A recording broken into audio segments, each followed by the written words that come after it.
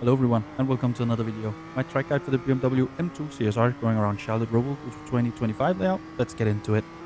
We want to be as close as we can to the outside wall, and we want to be braking at the 2 board here on the right.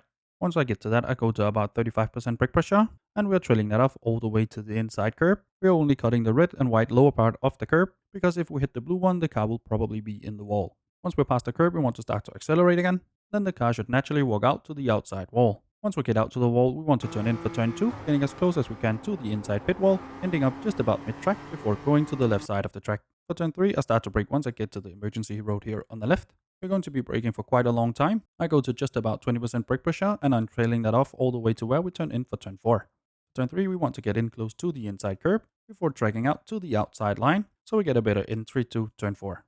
As we turn in and aim for the red and white curbing for turn 4, we also want to start to accelerate again. Here we want to ease in the throttle to make sure we don't lose any traction or spin the car, and we are only cutting the red and white part of the curb. And we're going to utilize all of the room here on the outside to maximize our exit speed. For turn 5 we turn in, lift off to about 50% throttle, and the apex point is the end of the red and white curbing.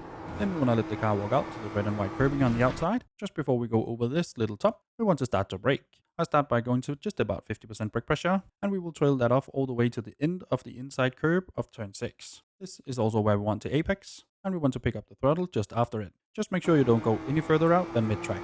My braking marker for turn 7 is the end of the curbing here on the left. I'm aiming for about 55% brake pressure, and we are trailing that off all the way to the inside curb of turn 7. We're going to be braking a little bit away from the corner in the beginning, before turning in and cutting a little bit of the inside curb.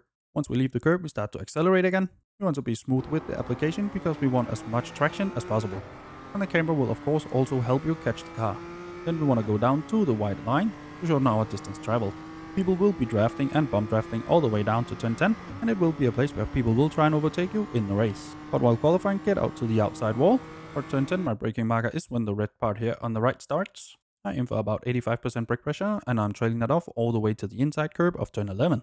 We're going to cut the inside curb of turn 10, but only the red and white part, and we will do the same for turn 11.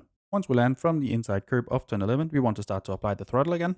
Ease it in to make sure we get as much traction as possible. Just make sure you don't hit this inside wall here. Get as close as you dare, and then we want to drive as few meters as possible. So we're going to cut the part down here before going up on the track again. Just like before, we want to stay as close as we can to the white line.